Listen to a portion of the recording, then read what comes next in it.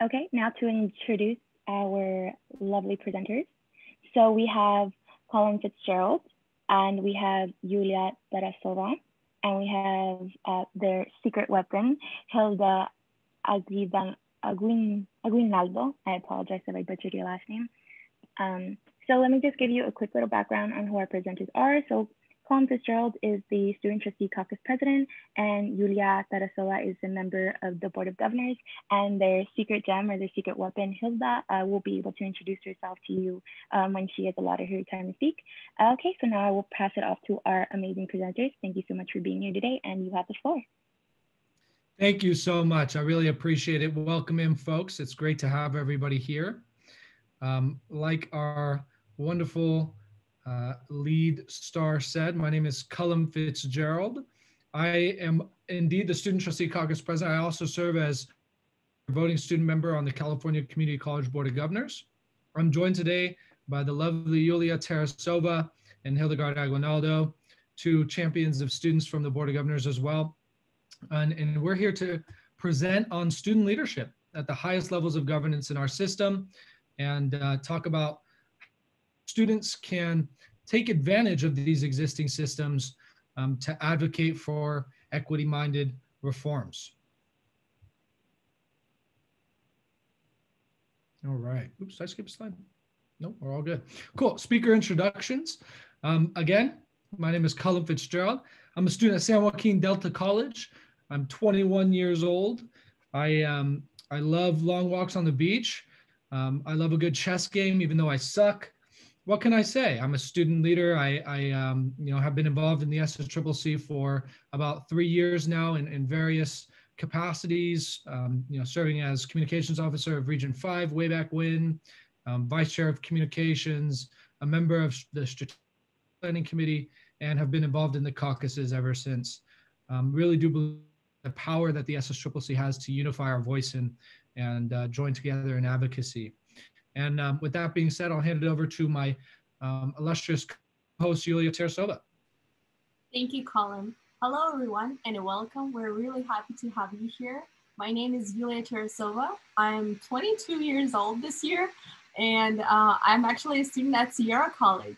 My passion is business and technology, so I'm pursuing my degree in that. And I started my advocacy really early on as I entered community college system. It's been already 3 years. I cannot believe it. But I started as a student senator, moved up the ranks all the way up to student trustee. And that's how I got involved with SSCCC, where I got my position as student trustee caucus secretary, and worked alongside with a lot of students and got more involved with the community college system. And for something fun about me, I do enjoy walks in the ocean. So every time I get away from my computer, you can find me hiking somewhere. Thank you, Colin. Back to you. All right, sounds good. Let's see here. Perfect. I feel like I'm skipping slides when I'm doing that. I need to calm down. Okay, so we always want to start by reviewing our learning objectives. As you know, we have 3 learning objectives this time around. Primarily, we want to understand the role of the Board of Governors of our system. And that means understanding, its positional authorities. That means understanding where it fits as a system within a system. It also means understanding who the key players on the Board of Governors are. Then we're going to talk a little bit about the policy process of the Board of Governors. And obviously, this is a policy-making body. It guides the California Community College's higher education policy. So we want to understand the process behind that, so that as student leaders, we can kind of fit in there and weigh in when necessary. And then lastly, our 3rd learning objective is to learn about the core statewide student movements happening right now and how you can join the cause of student empowerment for various issues that you might champion. Move along here. Okay, so our breakout is broken up into quadrants, and dividing the halfway mark is going to be a fun surprise activity that's not listed here because it's a surprise. We're going to start with some introductions and icebreakers. So we're going to put you guys in breakout rooms. Looks like we got 23 here, so probably about 3 to 4. That's going to take a second, so forgive us. But after introductions and a little icebreaker activity, we'll get right into the thick of things and begin speaking about systems and structure of the Board of Governors, those 1 and 2 on the learning objectives, an overview of the system, and kind of the structure, key players, that type of stuff. And then we'll hit that halfway activity, move right along into the work of the Board of Governors, where we'll have a look at the most important functions of the board and the recent work of the board. And then we'll wrap it up. Okay, so introductions and icebreaker. We're going to start getting situated here on the breakout rooms. Yulia, if you want to just talk about the intro and icebreaker, I'm going to paste it into chat if you just want to go over while I get the breakout rooms. Sure. So our intro, to introduce yourself, please tell your colleagues your name, college or organization that you're a part of, your major or titles if you are involved in SSCCC, and the most recently viewed movie or show. Hobbies, if you have any time left. Awesome. All right, guys, give us 1 second so we can put you in your breakout rooms. So Yulia, same deal, I'll post it in chat if you just want to talk briefly about it. First of all, welcome everybody back. We hope that your introductions went swell. Now we're going to move directly into an icebreaker activity. Going to break you up into random groups again. This icebreaker activity is going to be about the vision for success, and to talk a little bit more about it, Yulia Tarasova will do some explaining. Okay, so our icebreaker activity is in regards to Vision for Success schema. What do you know about the Vision for Success? Share with your peers. And have you actually heard about AB 705 or Guided Pathways and how it is implemented at your college? All right, thank you so much. So 705, Guided Pathways, Vision for Success, anything you've heard, anything you've done. I'm going to get you into breakout rooms here pretty soon. All right. I think everybody should be back in. Thank you again. We hope the discussions were fruitful. Yulia let me know that a lot of people didn't know about AB 705 or have never heard about it. So before we get back into the presentation slides, I just want to talk briefly and allow my fellow presenters to talk briefly about what they know about AB 705 and what they've done for AB 705. So I'll start off briefly. AB 705 is a bill that made the California community colleges eliminate placement exams and remedial courses. And essentially what that means is 3 years ago, you had to come to a California community college, and as soon as you walk through that door to go to a counseling appointment, they'd pretty much say, all right, now we're going to take you to a room over here.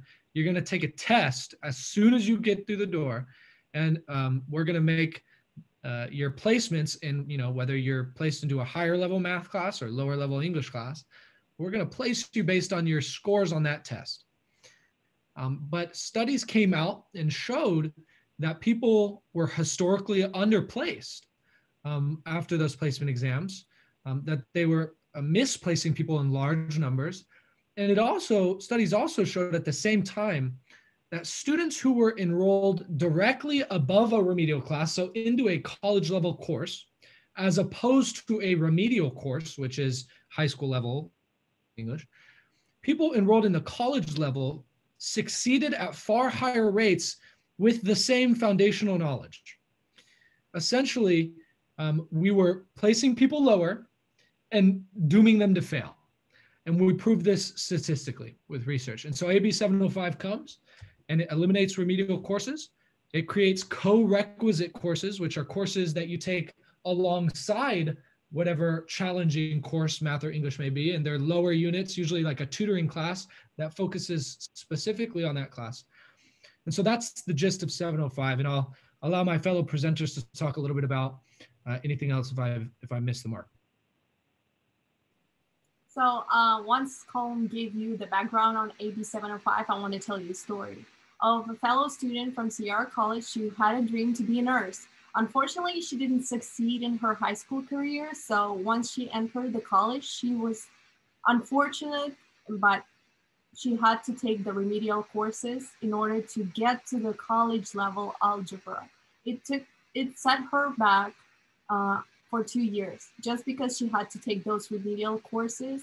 And unfortunately, just because of that, she succeeded in all of the remedial courses she had to take, but she had to take out the loans just because she didn't test right.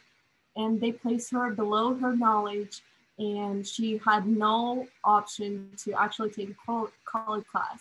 And actually, she was graduating college when AB 705 was introduced and passed. And she was so happy for everybody who's going to be able to actually pursue their dreams without any setbacks in their careers. So hopefully, this will help a lot of future students. Do you want to add anything, Hildy? Well, first of all, I think you guys did a wonderful job explaining AB 705. The only thing that I would add would be that AB 705 is a bill that was signed into law in October of 2017, became effective January 1, 2018. And since 2018, given the opportunity that we've had to see it in motion, do the studies that Colin mentioned, it's become really evident that it is very much an equity issue.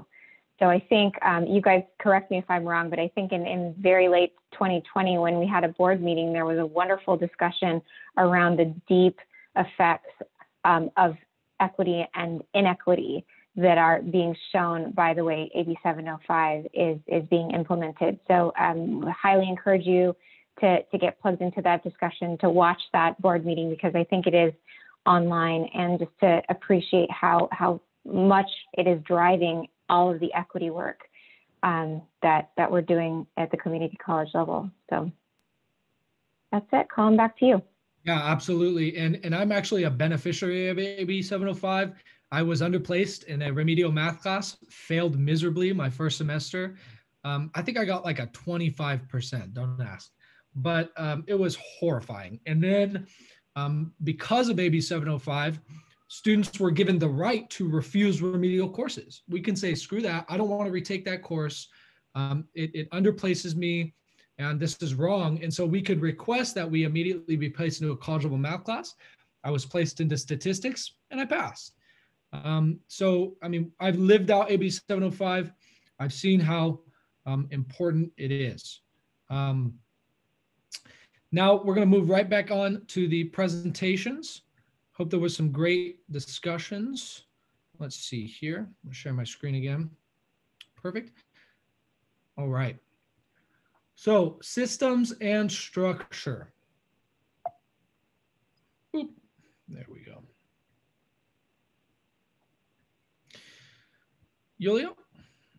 Sure, thank you. So first we're gonna talk about California Community College System Map, so you have the idea how the whole advocacy work is happening. And then we'll take a deeper dive at 3-tier advocacy. Next slide, please. Okay, so this is a beautiful map of California Community Colleges System Map. On the top, you see the Board of Governors, which consists of 17 board members with members of the public, 2 students, myself and Colm at this moment, 2 faculty, 2 trustees, and 1 classified staff appointed by the governor in conjunction with the state legislature. Then on the left, you see the long abbreviation, and that means California Community Colleges Chancellor's Office. And this is an administration of our system, which is composed of 9 divisions, including college finance and facilities planning, government relations, workforce, and economic development. Their main job is administer and execute board policies, as well as advise boards on our board, the Board of Governors, on policy changes. Also, Consultation Council sounds very mysterious, but actually, it is composed solely of representatives from various institutional groups chaired by Deputy Chancellor. So different folks from different backgrounds come together and talk about any issues that are happening, and they advise on any policy changes, and then this is going to the Board of Governors agenda. And as per the Ad Code, BOG must ensure participation of this consultation council in the development and review of any policy proposals. And do you want to take this over, the next one? Yes, thank you very much, Yulia. So when thinking about the system and the structure of the Board of Governors, it's important to think about how we advocate to the Board of Governors and to the system as a whole. And the California Community College is unique compared to our other systems because we have 3 levels of advocacy that can take place. We have a 3-tier advocacy system. At the highest levels of advocacy, we can preach to the need for the Board of Governors to support basic needs, and that's statewide advocacy. Approaching the Board of Governors, approaching the legislature, approaching the governor's office or staff. This is statewide advocacy that takes place in this system. Next, we have district level advocacy. Because our colleges are governed by boards of trustees locally, and many of our colleges are part of multi-college districts, you have to advocate to your local board of trustees for policy solutions for your student body. And so that is the second level of advocacy, specifically thinking about your board of trustees. How can we get our board of trustees to focus more on supporting our students during the pandemic? How can we make sure that our board of trustees adopts a student-friendly camera policy during the pandemic? And obviously the last tier of advocacy would be the very local collegial level advocacy within your administration, within your student senate, and within your academic senate and classified senates. All the local constituency groups, but it's important to remember when thinking about the Board of Governors that this is a 3-tiered advocacy system, and most of the time with statewide movements, you're gonna have to hit all 3 of these if you wanna make an impact. So talking a little bit and thinking a little bit about the role of the Board of Governors, we have a little quote here. Quote, "The Board of Governors shall provide leadership and direction and general supervision of the system." Pretty broad, but intentionally so. As a 17-member board that's reflective of every perspective in the California community colleges and contains many members of the public appointed by the legislature in conjunction with the governor. This is a board with immense oversight of the largest system of higher education in the United States. And with that in mind, the job of the Board of Governors is to maintain, quote, "to the maximum degree permissible, local authority and control at the same time." That second tier of advocacy, the Board of Trustees, there's a very delicate balance that we deal with and think about on a daily basis as members of the Board of Governors. We can only push so far because local control is extremely important. We want to make sure that the community in California community colleges makes sense. And to that degree, your local Board of Trustees have a lot of power and a lot of say when it comes to local policy. Also, I saw a question in the chat. Can we get these slides? Of course you can. I'll share a copy of the slides before we dip on out of here.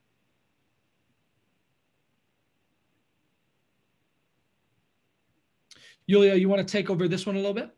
Of course. So did you know that you can actually join Board of Governors meeting? Well, we have agenda posted in advance, and to understand the order and nature of Board of Governors agenda, that it is an incredible tool. It can provide you leverage in advocacy, you as a student or any other organization. And Board of Governors agendas contain recurring items such as Vision for Success Spotlight and state and federal legislative updates. This recent meeting, we had a Vision for Success Spotlight in regards to COVID-19 and how institutions are planning to get back in person and how they're handling all the issues that our students are facing with. And also the most important part where you can play the main role is public comments. They are taking after every single item on the agenda for 3 minutes per speaker. Recently, we have seen a lot of students come in and talk about their experiences with AB 705 that Colin just talked about, or any item on the agenda. Also, you can come in during the first part of the meeting and actually provide a public comment on any topic you would like to raise an issue about. So you're more than welcome to join. And I think now it is time to start our activity break. Absolutely. So folks, for this activity break, what we're going to do is just noting time. We're only going to have a couple minutes. So I'm going to explain this as quickly as I possibly can. This is such a funny activity. All we're going to do is called a wiki scavenger hunt. It's going to be like maximum 3 minutes. So listen up. You're going to open up Wikipedia. You're going to go on Wikipedia. All you're going to do is type in George Clooney. Yes, I said George Clooney. That's exactly what I said. You're going to go from George Clooney using blue links on Wikipedia. None of them profane. Okay, stay away from profanities, please, if you at all can help it. And clicking these blue links, you're going to try to make it to Board of Governors, California College Board of Governors. Let's see here. I don't know exactly what it's called, so let's just make sure. Community colleges, state of California, master plan. I think it's just called Board of Governors, actually. Board of Governors. Board of Directors. Oh, for God's sakes. I know it's up here. Hold on, give me 1 sec. But anyway, you're going to use blue links. And then in order to prove that you successfully were able to end the Board of Governors, you're going to tell us exactly what pattern it was. There you go. Oh, okay, well, we'll just do California Community Colleges then. But you're going to tell us exactly the padding that you used once we review to make sure. And then whoever gets it the fastest will win. So as soon as you get it, we're going to be monitoring the participants section. Do a green checkmark reaction or some sort of reaction. And we're going to keep an eye out for who's up first. Anybody have any questions before we start? So get on Wiki, start at George Clooney. Why George Clooney? Beautiful man. No other answer, really. And we're going to keep this at like 2.5 minutes. So it's going to be quick, folks. I don't see any questions in the chat. They are all typing away already, Colin. Okay. So when I say go, you're going to start George Clooney. And I'm going to time it. All right, 3, 2, 1. George Clooney, go.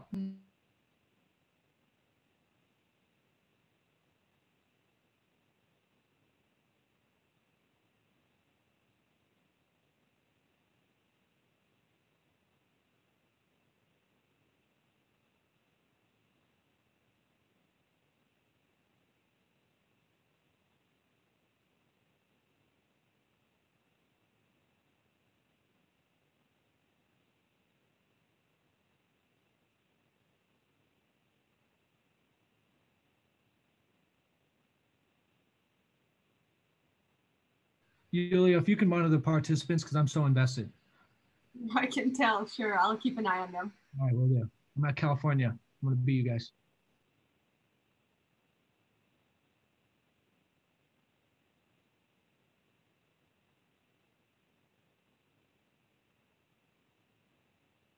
We got a green chat from El Camino. All right. All right. Then I see green chats.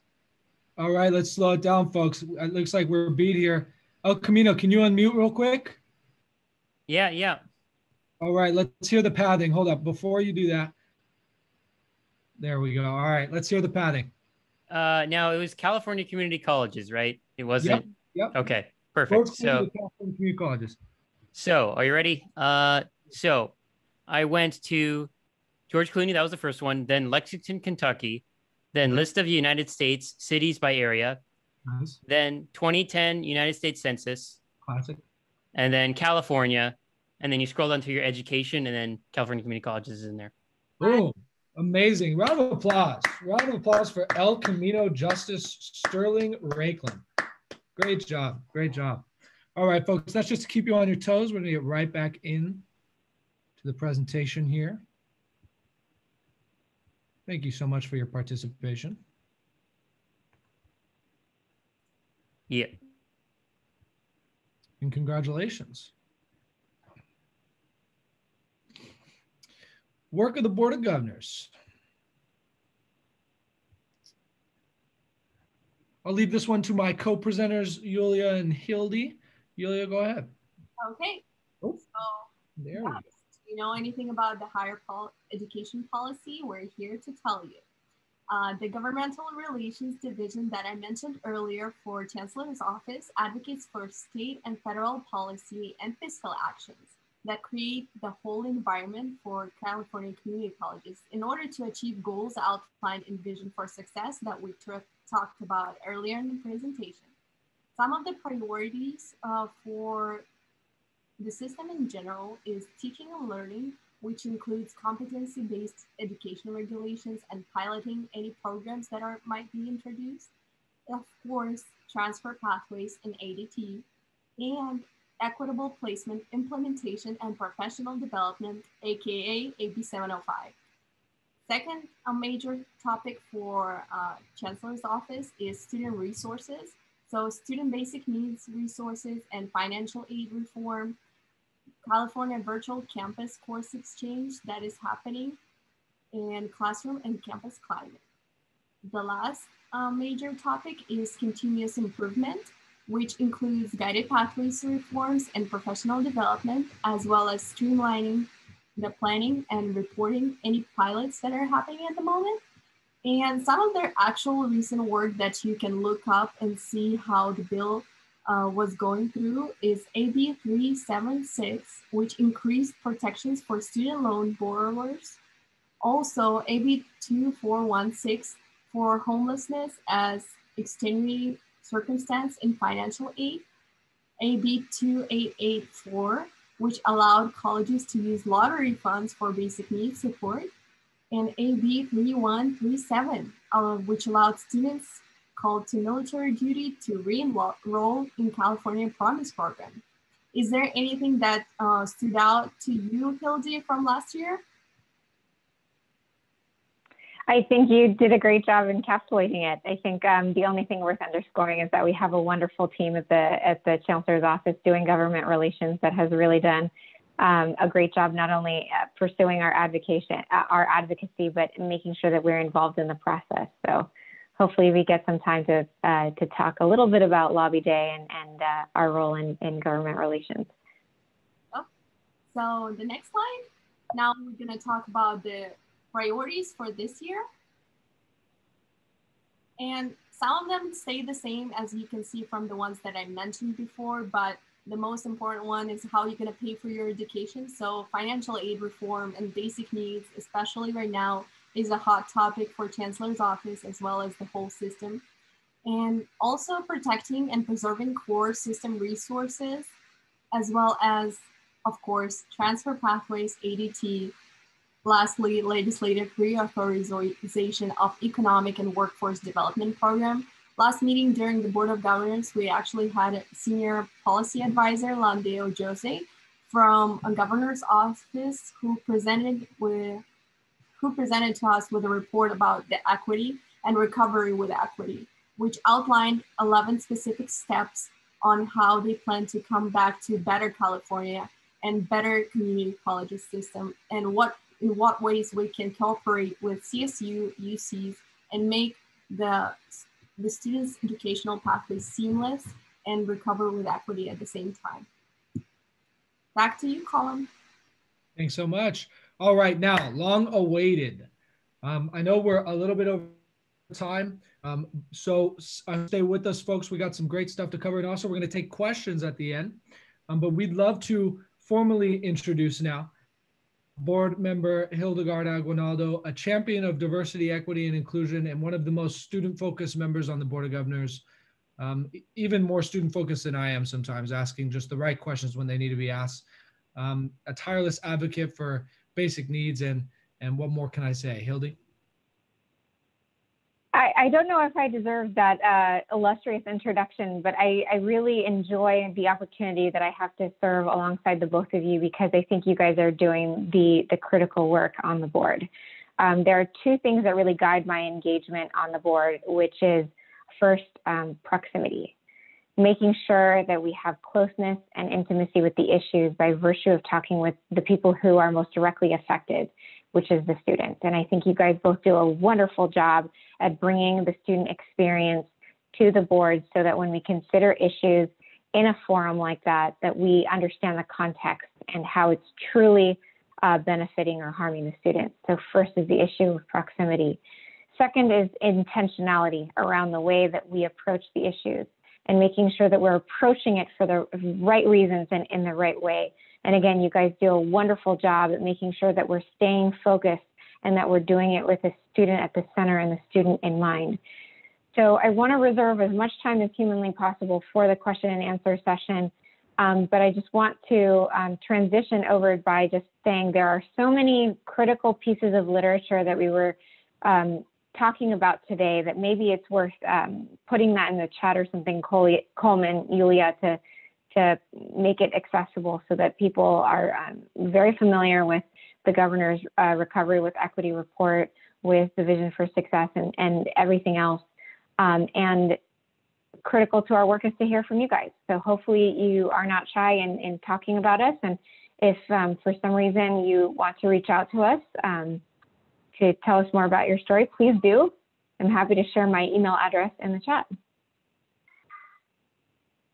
All right, thank you so much, Hildy. We appreciate you immensely as always. Wrapping up, folks, I just want to leave you with a quick couple thoughts before we move into a Q&A session. It looks like Yulia is also going to share some things with you. Yulia, if you wouldn't mind also just linking the website where the board meeting agendas and stuff are. How to engage with the Board of Governors? Well, the first thing, Yulia is about to share a link. You can attend our meetings. They're bi-monthly, once every other month for 2 days in a row. The first day is like an 8-hour meeting. The second day is like a 6-hour meeting. That's the, first and foremost, the best way to share your perspective and public comment and come engage with us. You can join various committees or work groups of both the Student Senate, which often works in conjunction with the Chancellor's Office, or the Chancellor's Office in general. There's always opportunities open, and happy to share some of those opportunities. And we would say most importantly, but of course we're biased, we hope that you will connect with Yulia and I and Hildy. We're going to share some contact information, and we love connecting and ensuring that our ideas and the way that we represent your voices on the board are grounded in reality. So, we want to leave you with a couple. We wouldn't be good advocates if we didn't preach a couple important movements going on right now. AB 1216, keep an eye out for that. Empowering student trustees at a local level. AB 775, basic needs centers on every campus. AB 1456, Cal Grant reforms. You should write these down. You should keep an eye out for them. Again, we wouldn't be good student advocates if we didn't shove some down your throat. So there you go. Thank you guys so much.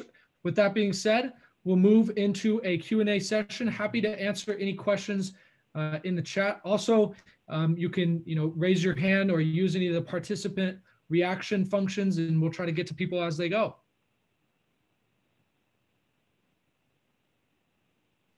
Thank you for staying, you all, till the end. We really appreciate it, and we really enjoyed having you here.